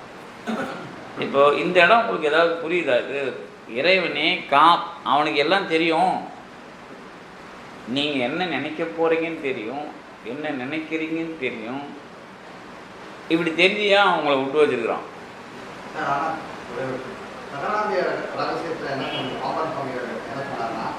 விதியை மாற்ற முடியாது, இறைவனை போனாதான் மாற்ற முடியும் அப்படின்னு. இப்போ இதில் மாறுபட்டு சொல்றீங்க. உங்களுக்கு எதுவுமே புரியல. நான் அந்த ஸ்டேட்மெண்ட்லாம் சொல்லலை. அப்படிலாம் ஒரு ஸ்டேட்மெண்ட் நேரடியாக சொல்ல மாட்டேன் நான். உங்களுக்கு அந்த பொருளை நீங்களாக ஒன்று முடிவு பண்ணி சொல்லக்கூடாது. அந்த சமயத்தில் என்ன சொல்கிறேன், என்ன மாதிரி வார்த்தை சொன்னேன் அப்படின்னு சொல்லணும். அப்படிலாம் நான் முடிவு சொல்லியிருக்க மாட்டேன். உங்களுக்கு புரிஞ்சது அப்படி புரிஞ்சிருக்கும். கேள்வி எப்படி கேட்கணும்னா, இப்போ கேட்டிங்கல்ல கடவுளுக்கு அடிக்கி போனால் தான் வினையை மாற்ற முடியுமா அப்படி கேட்கணும். நான் சொன்ன மாதிரி கேட்கக்கூடாது. நான் அவ்வளோ பெரிய முட்டாள் கிடையாது. நான் தெளிவாக தான் பேசிட்டு இருக்கிறேன். நீங்கள் நான் சொன்னோன்னு தப்பை சொல்லக்கூடாது. சரிதானா? நான் ஒன்றும் ரெக்கார்ட் பண்ணி எல்லாத்தையும் வச்சுருக்கிறேன். முதல்ல உங்களுக்கு சந்தேகத்தை கேட்கணும். நான் சொன்னேன் அப்படின்னு சொல்லக்கூடாது. சரிதானா? அது அப்புறம் சொல்கிறேன். என்ன விஷயம் அப்படின்னு கேட்டிங்கன்னா, ரொம்ப தெளிவாக இந்த சப்ஜெக்டை பொறுத்த வரைக்கும் கொஞ்சம் ஆழமாக சொல்லிங்கிறேன். இப்போது இதில் என்ன சொல்கிறேன் அப்படின்னு கேட்டிங்கன்னா, ப்ராக்டிக்கலாக கடவுள் என்கிறவர் நம்முடைய செயல்களோடு எப்படி இருக்கிறார், அதான் நினைந்து நினைந்து உணர்ந்து உணர்ந்து இதுக்கு புரிஞ்சுக்கணும். இதில் தத்துவம் என்னென்ன பட்டியலை கொடுத்துருக்குது. வரலாற்றை நான் நினைஞ்சு இன்னைக்கு ஒரு கடவுள் கொள்கைக்கு வர்றேன், அந்த கடவுள் சிவனா முருகனான்னு பிரச்சனை வந்துடுது. ஒரு கடவுளுக்கு நிற்கிறவனுக்கு அதுக்கு தான் ஜோதி அப்படிங்கிறத சொல்ல வேண்டியிருக்கு. இந்த வரலாற்றை கடக்கிறதுக்கு எனக்கு என்னெல்லாம் துணை செஞ்சுதுங்கிறது அது ஒரு தனி கேள்வி. ஆனால் நாம் வாழ்க்கையை எப்படி நடத்திட்டு இருக்கிறோம் அப்படின்னு எந்த தத்துவம் எதை சொல்லுது? எந்த தத்துவம் சொன்னதையே நிற்குது, எந்த தத்துவம் சொன்னதில் நிற்காமல் ஜம்ப் ஆகிடுது. சொன்னதில் நிற்காமல் எகிரி ஓடுற தத்துவம் சங்கரரோடது. சொன்னதில் நிற்க முடியாமல் திணறது ராமானுஜரோடு. சொன்னதை மாற்றிக்காமல் இருக்கிறது சைவ சித்தாந்தம். இது எது நமக்கு அவசரப்பட்டு சொல்கிறது இல்லை. இதை இதுக்கு நீங்கள் கை தட்டக்கூடாது. என்ன உங்களுக்கு விவரம் இல்லாமல் கை தட்டிக்கிறீங்க சொல்கிறேன். கருவி என் உடம்புல எத்தனை கருவி இருக்கு, இந்த கருவியை சொல்லிட்டு இதெல்லாம் மாயை, இதெல்லாம் தோற்றம் அப்படின்னு ஜம்ப் ஆயிடுவார் சங்கரர். இது கருவியே உங்களோடது இல்லை, இது கடவுள் இதில் இருக்கிறாரு, கடவுளுக்குள்ள நீங்கள் இருக்கிறீங்கன்னு தெளிவுபடுத்த முடியாத போக்கு ராமானுஜர்கள் இருக்கு. அது கடவுளே இல்லைங்க, நீங்களும் இல்லைங்க, இது வேற ப்ராடக்ட், அவ்வளோதான். இந்த ப்ராடக்ட் பற்றின கருத்தை நான் முதல்ல சொல்கிறேன் பாரு, அதை கடைசி வரைக்கும் அதுலேயே இருக்கிறேன். ஜன சித்தாந்தத்தினுடைய போக்கு அவ்வளோதான் இருக்கு. எனக்கு எதை சொன்னாலும் மாற்றிக்காத சொல்லு. நீ என்னைக்கு கொடுக்குறன்னு சொல்லு, அதை மாற்றிக்காத. ஒன்றா நீ ஒரு மாதம் கழிச்சு கொடுங்க. சில கடங்காரன் மட்டும் அப்படி கேட்பான், கடன் கொடுக்குறவன் நீ இன்னைக்கு தான் கொடுக்கணும்னு நான் கேட்கல. அந்த மாதிரி நாம இன்னைக்கு கொடுத்து நாளைக்கு தரேன் ஏமாத்துற ஆளுக்கிட்ட நாம போகல. அது ராமானுஜர் சங்கரர். நீ என்னைக்கு கொண்டாலும் கொடுப்பா, என்னைக்கு கொடுக்குறன்னு சொல்லிடு, அதை மாற்றாது. அந்த மாதிரி நாம் இந்த தத்துவத்தை முன்னெடுத்துருக்கோம். அதுதான் இதில் இருக்கிற அதுதான் நான் சொல்கிறது.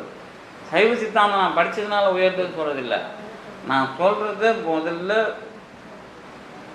மாற்றிக்காமல் இருக்கிறதுக்கு ஒரு தத்துவம் இருக்குதா? இதில் கடவுளை புதுசாக கொண்டாந்து சேர்க்கலை. உங்களுக்கு பிரச்சனை இருக்கிற இடத்துல அப்படி ஒரு பொருள் இருக்குதுன்னு சொல்கிறோம். அது புதுசாக கொண்டாந்து சேர்த்து சந்தர்ப்பத்துக்கு கொண்டாந்து சேர்க்கறது இல்லை. எதோட எல்லை எது வரைக்கும் அப்படிங்கிறத முடிவு பண்ணுறது. இந்த எதோட எல்லை எது வரைக்கும் முடிவு பண்ணுறதுல நினைத்தல் அப்படிங்கிற ஒரு விஷயத்த நீங்கள் சங்கரர் உதாரணத்தில் என்ன வரும் அப்படின்னு கேட்டிங்கன்னா, பார்க்கறது பாம்பா கயிறான்னு தெரியல, அப்போ நினைக்கிறதுக்கே வழி இல்லை. நினைச்சது ஒன்று தப்பாக பார்க்க வைக்குது. அதுக்கப்புறம் பார்த்தது சரியா தப்பாங்கிறது சொல்ல முடியாது. நாம் அப்படிலாம் பேசலை.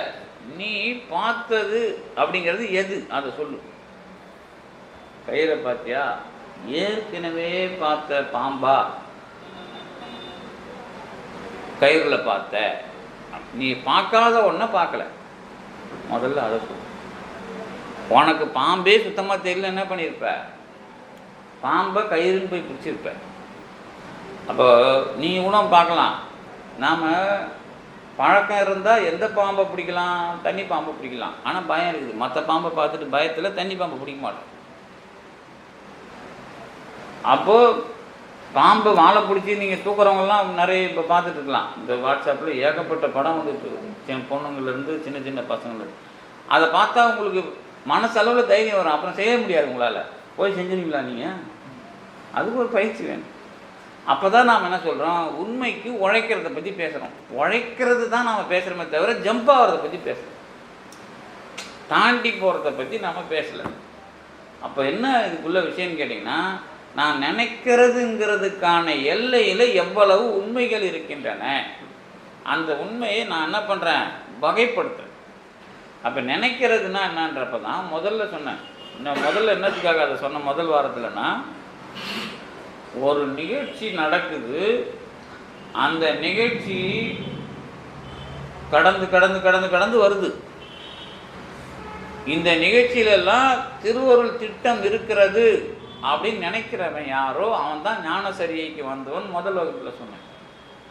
ரெண்டாவது வகுப்பில் என்ன சொல்கிறேன்னா, உங்களை நினைக்கிறதுக்குன்னா எவ்வளோ கருவி இருக்குது உடம்புல. நினைக்கிறதுங்கிறதுக்கு உடம்புல எவ்வளவு கருவி இருக்குது. இதோட கூட காலமும் இருக்குது. காலத்தை ஒரு கருவி நீங்கள் நினைக்கணும். ஏன்னா காலம் அப்படிங்கிறது ஒரு கருவி இல்லைன்னா நினைத்தல் அப்படிங்கிறதுக்குள்ளே நீங்கள் இருக்க முடியாது. காலம் அறிந்து இடத்தால் செய்தல் அப்படின்ற ஒரு கருத்தை நாம் தெளிவாக பதிவு பண்ணியிருக்கிறோம். அதுக்குள்ளே நீங்கள் இல்லைன்னா சொல்ல முடியாது. காலம் இல்லாமலாம் அதை அறிஞ்சிக்கிட்டு இருக்கிறேன்னா சொல்ல முடியாது. ஞாலம் கருதினும் கைகூடும், காலம் அறிந்து இடத்தால் செய். எல்லா பஸ்லையும் பாதி பஸ்ஸில் இது இருக்கும். ஏன்னா நம்ம அப்போ தான் டென்ஷனாக போய் உட்காருவோம், நடக்கலையேன்ட்டு. அவன் சொல்லுவான், ஞாலம் கருதினும் கை, உலகமே உன் கைக்கு வேணாலும் வரும்பான், காலத்தை பொறுத்துட்டு அப்படின்னு ஒரு ஆறுதலாக இருக்கும் பஸ்ஸில் ஏறவனுக்கு. அந்த ஒரு திருக்குறள் மட்டும்தான் ஆறுதலாக இருக்கும். மற்ற திருக்குறள்லாம் நமக்கு அதுக்கு சம்மந்தம் இல்லாத மாதிரி பஸ்ஸில் போய் உட்காரும். எதுக்கு இது சொல்ல வந்தோம்னா, சமுதாயத்தில் சொல்கிறேன், நமக்கு எதுக்கு இல்லை, சமுதாய நிலவரம் அது அது போன உடனே உங்களுக்கு ஒரு ஆறுதல் தர மாதிரி இருக்கும். இப்போ என்ன இதுக்கான விஷயம்னு கேட்டிங்கன்னா, இந்த நினைத்தல் அப்படிங்கிறதுடைய இன்னொரு தன்மையை பற்றி தான் நான் இந்நேரம் வரைக்கும் சொல்லிகிட்டு இருந்தேன். நானும் கடவுள். ஏன்னா நான், அதாவது மெய்ப்பொருள் அப்படின்னு ஒரு வார்த்தை தமிழில் எழுதுகிறோம் அப்படின்னா அது என்ன தெரியுமா அர்த்தம்? நான் சேர்ந்திருக்கிற கூட்டணி என் தன்மையிலே இருக்கணும், அதான் மெய்ப்பொருள். நான் சேர்ந்திருக்க வேண்டியதோடு இல்லாமல் சேர்ந்துக்கிட்டு இருந்தால் அது மெய்ப்பொருள் கிடையாது. நான் அறிவாளி, இன்னொரு அறிவு பொருளோட தான் நான் சேரணும். இன்னொரு அறிவு பொருள் எது? இன்னொரு அறிவு பொருள் கடவுள். நானும் கடவுளும் அப்படிங்கிறது தான் மெய்ப்பொருளியல் பேசுறதுக்கே மூலம். இது இல்லாத கூட்டணிக்கு பேர் தான் பொய்ப்பொருள். பொய்னா இல்லாதது கிடையாது நமக்கு, புரியுதா? பொய்ப்பொருள்னா என்ன? இல்லாதது கிடையாது. எந்த சேர்க்கை என்னுடையது போன்றது இல்லையோ அந்த சேர்க்கை பொய்யானது. பொய்னா என்னப்போ? நம்ம சித்தாந்தப்படி பொய்னா என்ன? நேர் சம்பந்தம் இல்லாது. சரிதானா? நேர் சம்பந்தம்னா நான் ஞானி, ஞானின்னா அறிவாளி. நான் என்னுடைய உடம்போடு கூடியிருக்கிறேன், என்னுடைய உடம்புக்கு அறிவு கிடையாது. நான் கடவுளோடு சேர்ந்தால்தான் நான் யாரு? மெய்ப்பொருள் கூட்டணி. இப்போ நான் உடம்போடு சேர்ந்துருக்கிறதுனால பொய்ப்பொருள் வாழ்க்கை வாழறேன். வாழ்க்கை பொய்யானது கிடையாது. வாழ்க்கை பொய்யானதுன்னா சித்தாந்தி எழுதுற அர்த்தம் என்ன? அவன் தன்மை இல்லாத இன்னொரு பொருளோடு வாழ்ந்து கொண்டிருக்கிறான், அதுதான் பொய். மெய்க்கும் பொய்க்கும் இப்படி எழுதணும் விளக்கம். பொய்னா இல்லாததுன்னு எழுதக்கூடாது, முரண்பட்ட, அதாவது வேறுபட்ட ஒன்று. முரண் கூட சொல்லக்கூடாது, முரண் கூட நாம் சொல்லக்கூடாது, வேறுபட்ட. அதாவது ரொம்ப நான் இதை பற்றிலாம் சொற்பொழில் அங்கங்கே சொல்லியிருப்பேன். அதாவது உலகத்திலேயே இந்த பொருளை அடையாளம் காட்டுறதுல இந்த வேதங்கதாங்கிறானுங்கள்ல, அவங்களாம் நினச்சி கூட இதை பார்க்கல. ஹெகல் வந்த பிறகு தான் நினச்சி பார்க்குறான். இந்த என்னது இருமை கொள்கை, ஹெகல் தான் அதை பண்ணுறார். டூயலிசம், டயலெக்டிக்ஸ் அப்படின்னு பேர். அது டயலெக்டிசம். அதுக்கு முன்னாடி இதை பேசுனது தொல்காப்பியர். இந்த தொல்காப்பியர் என்ன பேசுகிறார் அப்படின்னு கேட்டிங்கன்னா, தொல்காப்பியத்தில் உலகத்தில் இருக்கிற பொருளை முடிவு பண்ணுறதுக்கு ஒரு இடத்த தேர்ந்தெடுக்கிறார். இப்போ நீங்கள் இருக்கிறீங்க, இதெல்லாம் இந்த வேதத்தில் உனக்கு குழப்பிக்கிட்டு இருப்பானோ. ஒன்று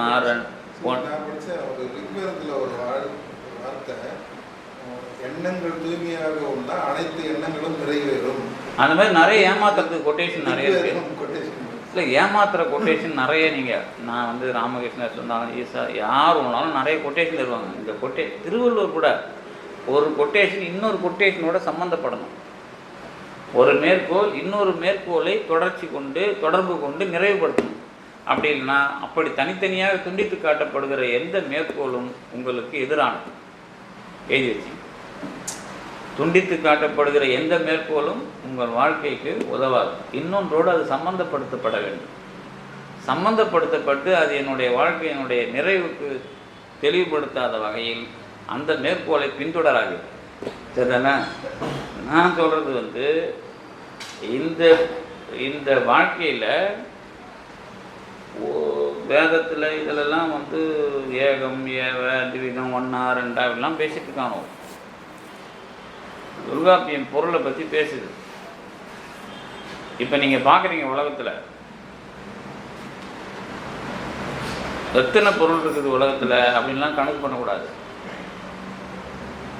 இப்போ இது பேனா அப்படின்னா இது பென்சில் இல்லை அப்படி தெரியும். அதில் ஒன்றும் பிரச்சனை இல்லை. இல்லாத ஒன்றை பற்றி சொல்லுங்களேன் பார்ப்போம். இல்லாத ஒன்றை யாராவது சொல்ல முடியுமா? அதுக்கு ஒரு பழமொழி ஒன்று சொல்லுவோம். நீலக்கோட்டு பவளையானே சாதவாகனன் கோயிலுள்ளும் இல்லை அப்படின்னு ஒரு தொடர் ஒன்று சொல்லுவோம். நீல கொம்பு இருக்குது, பவள நிற யானை. சாதவாகனன் கோயில்லையும் இல்லை. சாதவாகனன் கோயிலில் உலகத்தில் இருக்கிறது எல்லாம் அங்கே இருக்கும். ஆகாயத்தாமரை இருக்குதா? குதிரைக்கு கொம்பு இருக்குதா? குதிரை இருக்குது, கொம்பு இருக்குது. ஆனால் குதிரைக்கு கொம்பு இல்லை. நீங்கள் இல்லாதவனை சொல்லுங்களேன் பார்ப்போம். யாகவா முனிவர் மாதிரி தான் பேசணும். என்ன அது இல்லாத ஒன்றை சொல்லவே முடியாது. இதெல்லாம் தமிழ்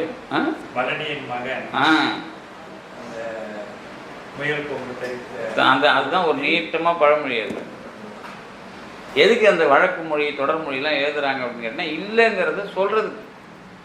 இல்லாததை நீங்கள் சொல்ல முடியாது அப்படிங்கிறது. அதுதான் முரண். நாம் முரண்கிற வார்த்தை தமிழ் உலகத்தில் அதிகமாக இருக்காது பாருங்க. வேற்றுமை தான் இருக்கும். இது வேற, அது வேற. ஒன்றே வேறே என்று இரு பால்வையின். தொடக்கத்திலேயே வேதத்துக்கான கவுண்டரே தான். வேதம் வந்து தொல்காப்பியர் காலத்தில் இருந்துதான் தெரியாது. அப்படி இருந்திருந்தா இந்த அத்திவிதங்கிறத உடைக்கிறாருன்னு அர்த்தம். ஒன்றுனா மற்றதெல்லாம் வேற, அது ஒன்றுனா இது வேற. என்ன நான் இருக்கிறேன்னா எனக்கு வேற, நீ மற்றதெல்லாம் இந்த மாதிரி வேறு வேறு பொருள்கள் அப்படிங்கிறது தான் டயலெக்டிக்ஸ். ஒன்றே வேறே என்று இரு பால்வையின் ஒன்றி உயர்ந்த பால். இதுதான் மூணாவது. இந்த மூணாவது விஷயம்தான் இரண்டை கடந்த ஒன்று கடவுள் அப்படிங்கிறது. தீசிஸ், ஆன்டிதீசிஸ், சிந்தசிஸ் அப்படிங்கிறதெல்லாம் பேசினாங்க. எதுக்கு இதை சொல்ல வந்தோம்னு கேட்டிங்கன்னா,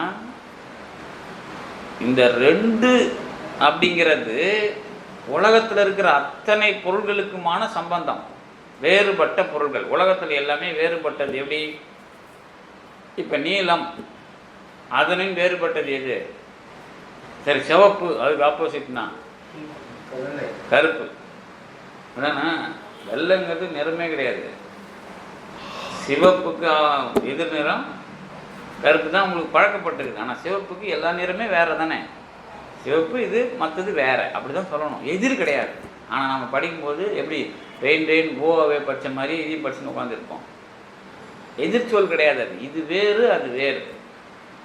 மற்றவைகள் இதனின் வேறானவை அப்படின்னு சொல்லணும். இதுதான் தொல்காப்பியம். இதுக்கு எதிர்னு சொல்லக்கூடாது. இதுக்கு அது எதிர் எப்படி அவன் சொன்னான்? அதுக்கு எதிரிலாம் ஒன்றும் கிடையாது. இது வேற, அது வேற.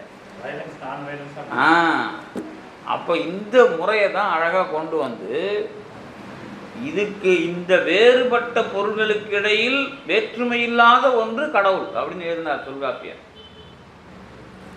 அதுதான் வள்ளலார் வந்து நமக்கு ஆன்ம நேயம் அப்படின்னு எழுதினார். ஆன்மாக்கள் வேறுபட்டவை. ஆன்மாக்களில் வேறுபட்ட தன்மை இல்லாத ஒன்று இருக்கிறது, அது நேயம். அது ஆன்மாக்களுக்கான நேயம். அதன் மூலமாகத்தான் ஒருமைப்பாடு வரும்.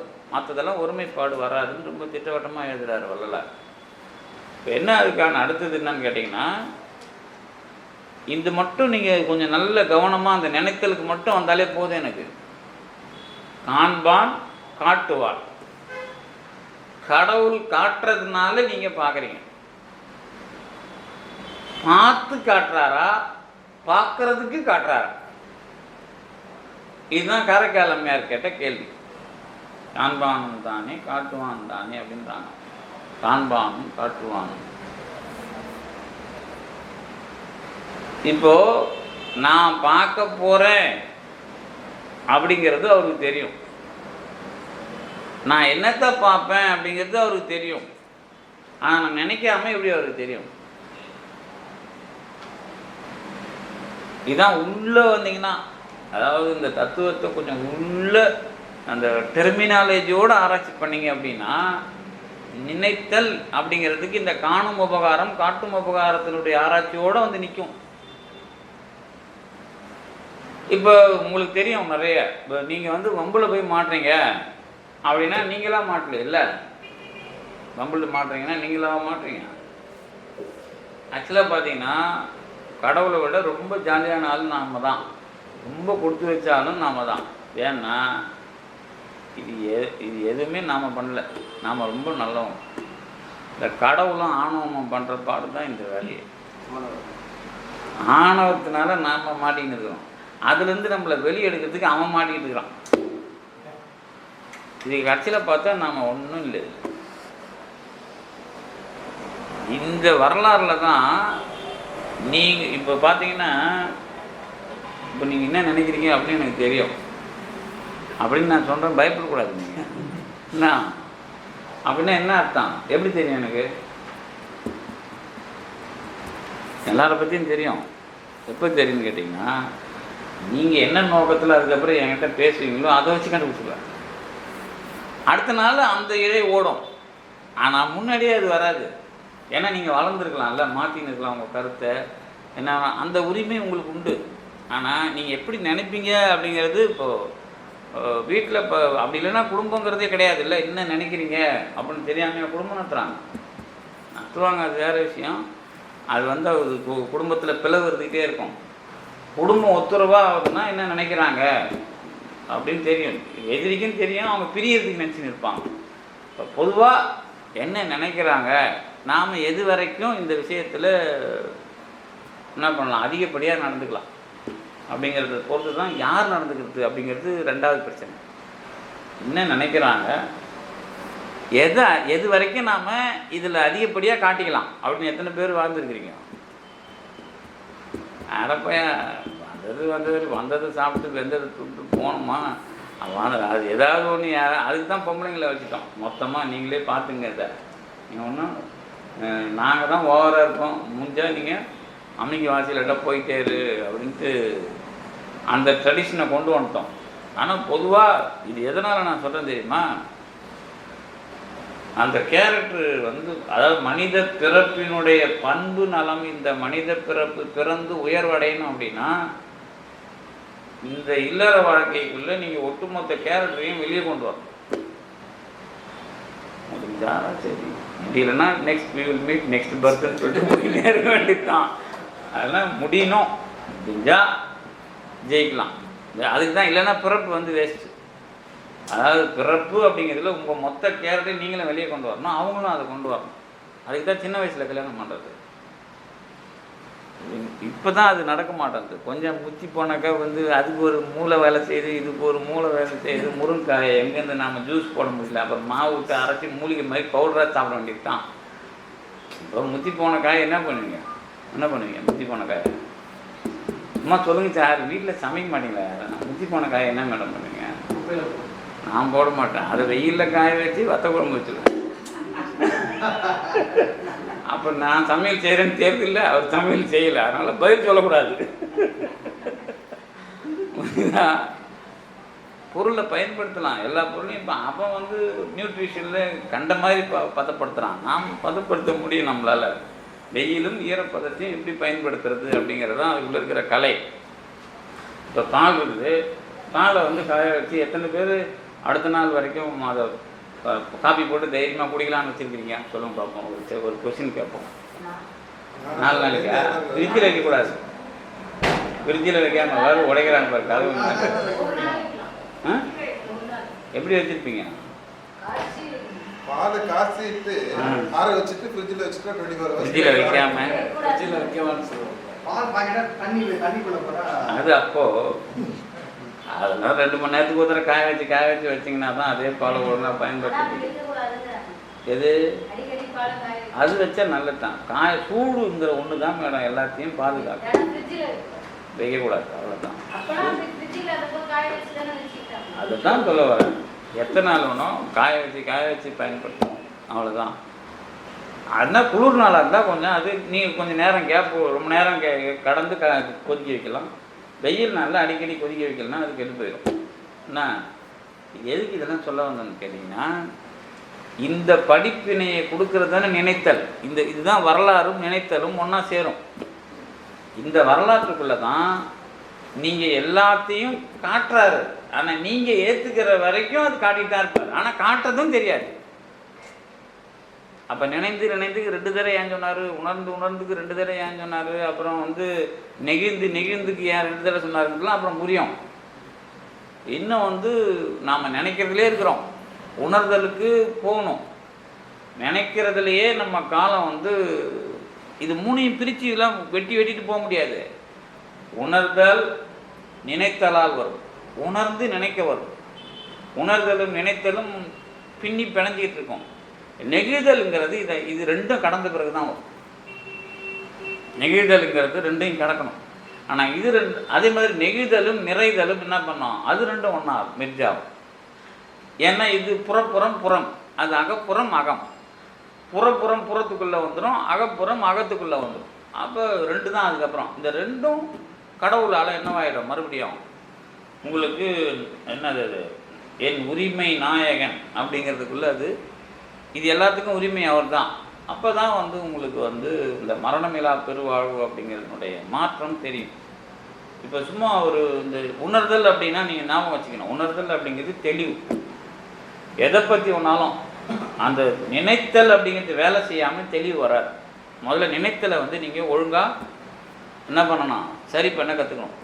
நினைத்தல் உங்களுக்கு தெளிவாக வர நீங்கள் அது வந்து கஜினி மாதிரியாவது பண்ணணும். இந்த மொட்டை கஜினி இல்லை சார், எழுதி வச்சிங்கனாவது வேலையை ஒழுங்காக செய்யணும். அப்படி செஞ்சீங்கன்னா தான் வந்து முதல்ல நினைக்கிறதுக்கு உங்களுக்கு கடவுள் மறுபடியும் ஒரு வாய்ப்பு கொடுப்பாரு. இல்லைன்னா எத்தனை வேலையை வந்து நீ ஏமாத்துறோம் பாருங்க, மறந்துட்டேன்னு சொல்லிட்டு தப்பிச்சுக்கூடாது. அதுக்குள்ளே அந்த இதுக்கு வராமல் நீங்கள் அடுத்தது உணர்தல் பர்ஃபெக்ஷன் அப்படிங்கிறதுக்குள்ளெல்லாம் என்ட்ரி பாஸே கொடுக்க மாட்டோம். நான் பார்த்துட்டு நிறைய பேர் சொல்லி சொல்லி திருத்தாமல் தான் நான் திரும்பிட்டேன். சொல்லக்கூடாது. என்ன அது வந்து உங்களுக்கு எத்தனை பேர் உங்களை பார்த்து வேலை செய்கிறாங்கன்னு கண்டுபிடிக்கலாம். அந்த கூட்டத்துலேருந்து எப்படா ஓடுறதுன்னு இருக்கும் நம்ம. ஆனால் ஓட விட மாட்டோம். ஏன்னா உங்களுக்கு பாடமே அங்கே தானே இருக்குது. ஏன்னா நீங்கள் அப்போ தான் வந்து சுற்றி இருக்கிறவங்க மேலே ஓங்கி ஒரு கும்பிடு போடணும். உங்களை மாதிரி மூட்டை ஆளுங்களோ இந்த மாதிரி ஆளுங்கள் இல்லைன்னா எனக்கு எப்படி ஞானம் வரும், எனக்கு எப்படி வினை போகும். ஓங்கி எல்லாரும் காலி ஊந்து ஒரு கும்பிட போட்டு என்ன வந்து நம்ம வேலையை பார்க்கணும். அப்படின்னா டென்ஷன் ஆகக்கூடாது அப்படின்னு ஒரு வர்றதுக்கு பேர் தான் உணர்தல். நான் வந்து இப்படி சொல்லலை உங்களை, இந்த மாதிரி ஒரு தெளிவு வர்றதுக்கு பேர் உணர்தல். இது வந்து நெகிழ்ச்சிக்கு வரும். இந்த நெகிழ்ச்சி ஒரு உதாரணம் மட்டும் சொல்கிறேன், முடிக்கிறேன். என்ன இது நெகிழ்ச்சிக்கு ஒரு உதாரணம் சொல்லி முடிச்சிட்டோம்னா உங்களுக்கு நல்லாயிருக்கும். என்ன அப்படின்னு கேட்டிங்கன்னா, நீங்கள் யாராவது சொல்லுங்களா நெகிழ்ச்சிக்கு உதாரணம்? அந்த ஞானசரியை பொறுத்த வரைக்கும் கொஞ்சம் அந்த சைக்கலாஜிக்கலாக முதல்ல வேலை பார்த்தா தான் அது வரும். ஏன்னா ஞானம் வந்து தெளிவுக்கு பிறகு வருகிற செயல்பாடு அப்படின்னு ஞாபகம் வச்சுக்கணும். சரிதானே? இதுதான் ஞானசரி. மாலர நேயம் மலிந்தவர் வேடம் ஆலயந்தானும் அரணென தொழுமே அப்படின்னா சிவஞான போதம் கடைசியாக அதை முடிக்குது. சிவஞான போதத்தின் எண்டு தான் இங்கே தொடங்குது. இப்போ நீங்கள் நெகிழ்ச்சிக்கு ஒரு உதாரணம் நினச்சி பாருங்களேன்.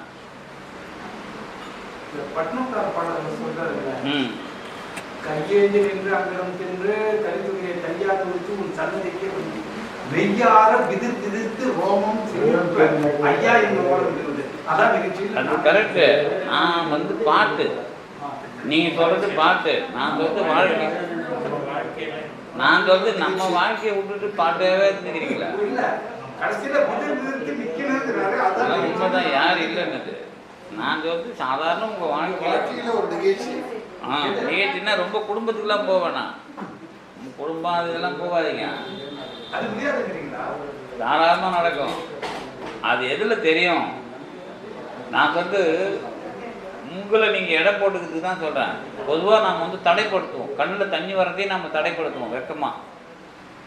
என்ன அதுதான் முதல் ஞானமே நமக்கு.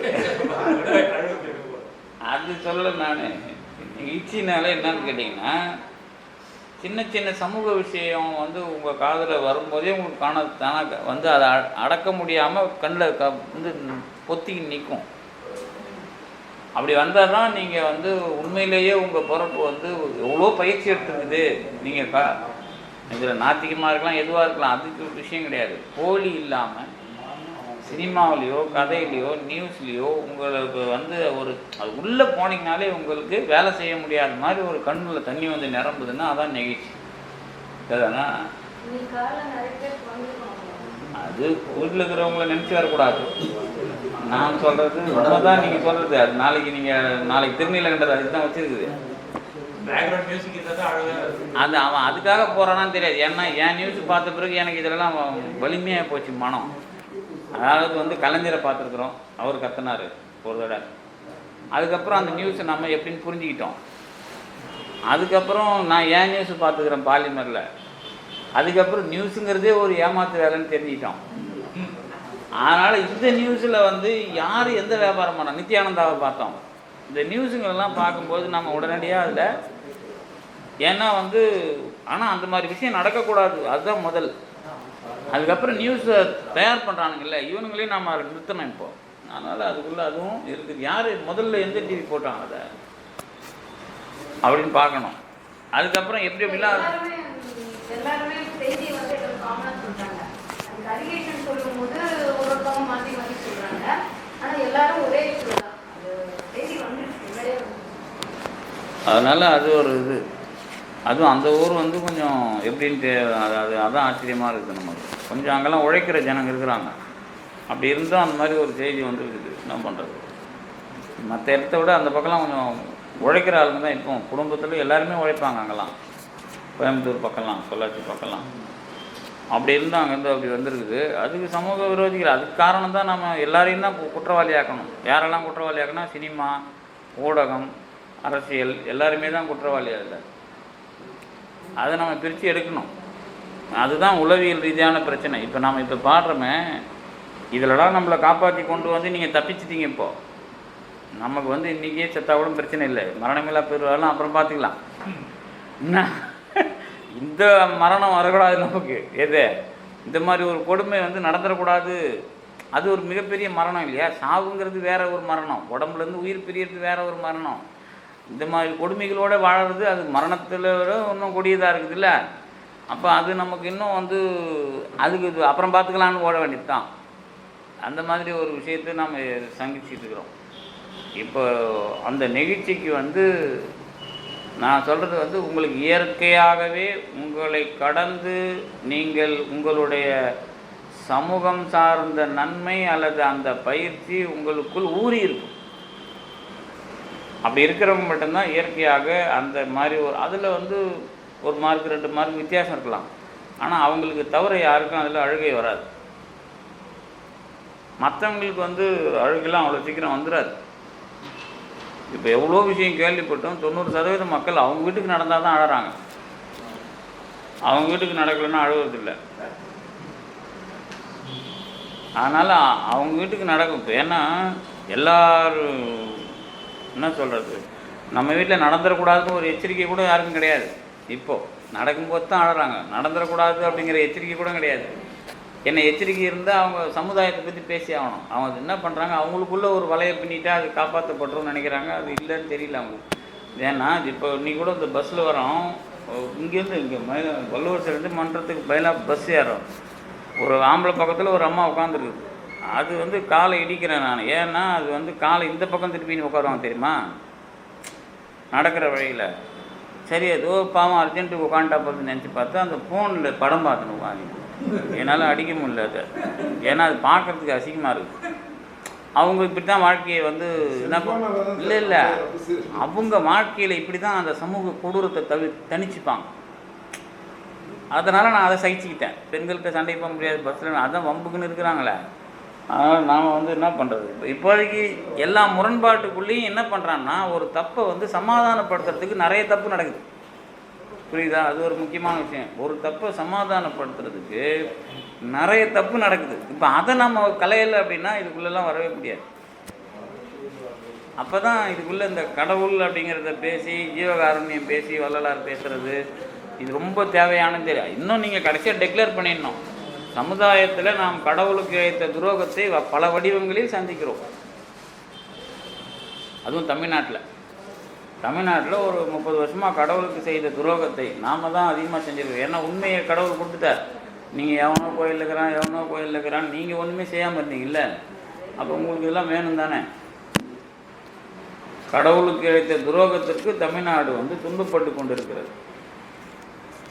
அதை நான் டிக்ளேர் பண்ண தயாராக இல்லை. இன்னமும் அவங்களுக்கு தெரிய மாட்டேங்குது, யாருக்கும் இன்னமும் பேச தெரியல. தமிழ்நாட்டில் அதாவது சாதி இல்லாமல் சமயம் பேசுகிற, அதாவது மக்களுக்கு கடவுளை பேசுகிற ஒரு சமயம் இருக்குது.